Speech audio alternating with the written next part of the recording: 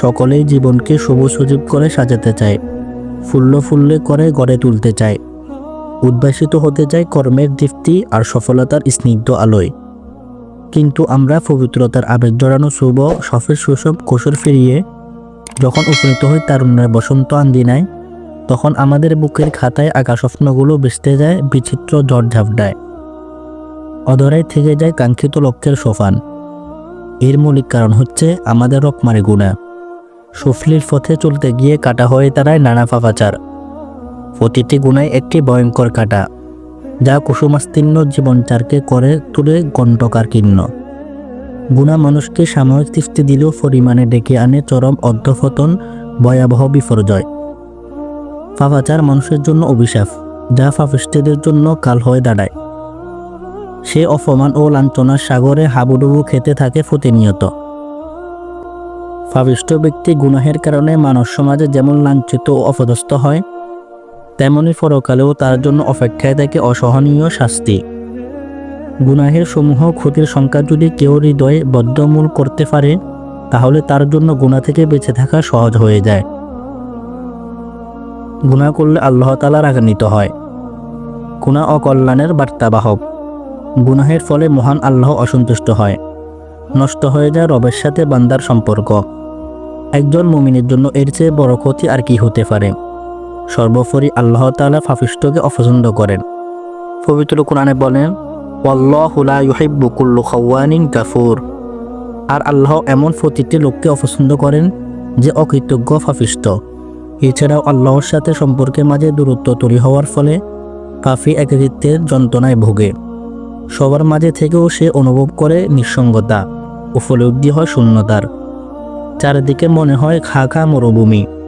ভয়ের কথা হলো, পাপের দ্বারা পরাক্রমশালী আল্লাহর ক্রোধের উদ্রেক হয়।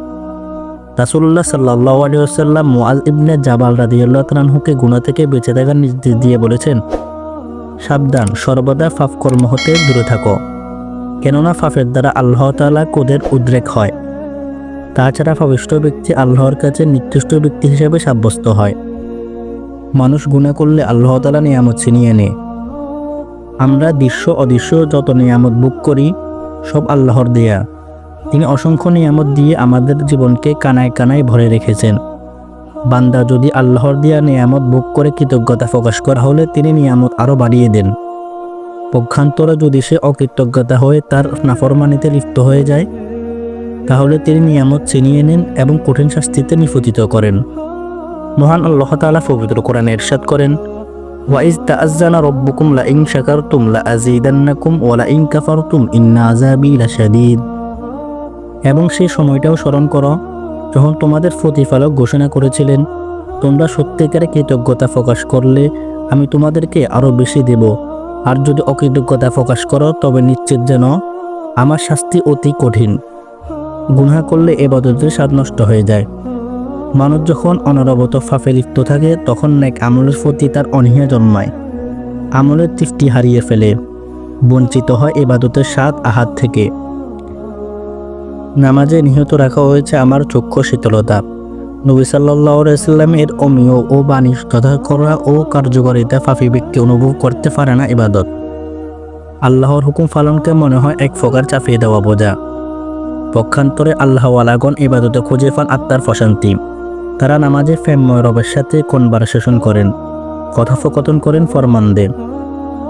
আবেগে উচ্ছ্বাসে হারিয়ে যায় অপার্থিব সুখকর এক জগতে। তাদের হৃদয়সাগরে ওঠে ইশক ও মোহাব্বতের উচ্ছ্বসিত জোগার। এই জন্যই তো আল্লাহর অলিগণ বৃত্তে দরিদ্র হলেও চিত্তে হন ধনাঢ্য।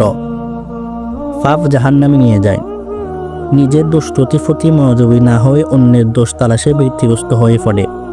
অহংকারে গর্বে বুক ফুলায়, ফলশ্রুতিতে নিজের বিপদ নিজেই ডেকে আনে অজান্তেই। কেননা যে ব্যক্তি অন্যের দোষ অন্বেষণ করে, আল্লাহ তাআলা তাকে লাঞ্ছিত করেন। ইবনে উমর থেকে বর্ণিত, তিনি বলেন, রাসূলুল্লাহ সাল্লাল্লাহু আলাইহি ওয়াসাল্লাম মিম্বারে উঠে উঁচু আওয়াজে বলেন, হে ওই দল যারা মুখ ইসলাম গ্রহণ করেছ কিন্তু অন্তরে এখনো ঈমান মজবুত হয়নি, তোমরা মুসলমানদের কষ্ট দিবে না, তাদের লজ্জা দিবে না এবং তাদের গোপন দোষ অনুসন্ধান পবিত্র হবে না। আল্লাহ তাআলা আমাদের সবাইকে গুনাহ থেকে বেঁচে থাকার তৌফিক দান করুক। আমিন।